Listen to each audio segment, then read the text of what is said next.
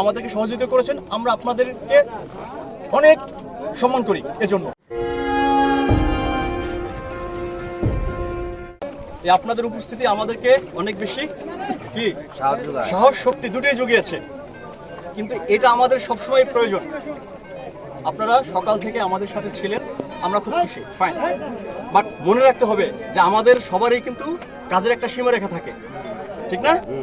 সীমান্তে আসতে পারে কারা? শুধুমাত্র বিজিবি আসতে পারে, বিজিবি ছাড়া কেউ কিন্তু আসতে পারে না। এখন আপনারা আসছেন, আমাদের সাথে ছিলেন, খুব খুশি হয়েছি আমরা আপনাদেরকে ধন্যবাদ জানাই।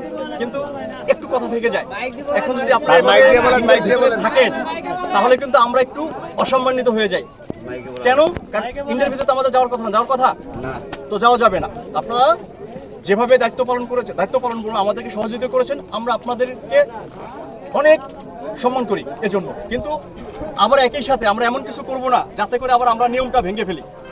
আমাদের দেশে কি অন্য কোনো দেশের মানুষ আসার কথা না, তাদের আসার সুযোগ নাই। একইভাবে আমরা যারা বাংলাদেশি তাদের কিন্তু ইন্টারন্যাশনাল বাউন্ডারি ক্রস করার অধিকার নাই। তো আমরা অনেক সময় ভুল করে ফেলি না, তো এই ভুলটা করা যাবে না, ঠিক আছে? তো আপনারা আমাদেরকে সাহস দিয়েছেন, শক্তি দিয়েছেন, আমাদের সাথে ছিলেন। ইনশাআল্লাহ আমরা আপনাদের কাছে কৃতজ্ঞ। একই সাথে আমাদের কাজটা একটু আমাদের মতো করে যদি করার সুযোগ দেন তাহলে সলিউশনটা একটু ভালো মতো হবে। কিভাবে হবে? আমরা তো অনেক কিছু জানি, প্রসেস জানি, ঠিক না? যেটা আপনাদের জানার কথা না, কারণ আমাদের ট্রেনিং করা হয়েছে এভাবে। তো ইনশাআল্লাহ আমাদের কাজটা আমরা সুন্দরভাবে করতে পারবো। আপনারা আমাদের উপর আস্থা রাখেন, বিশ্বাস রাখেন। আমাদের প্রতি আস্থা আছে, বিশ্বাস আছে।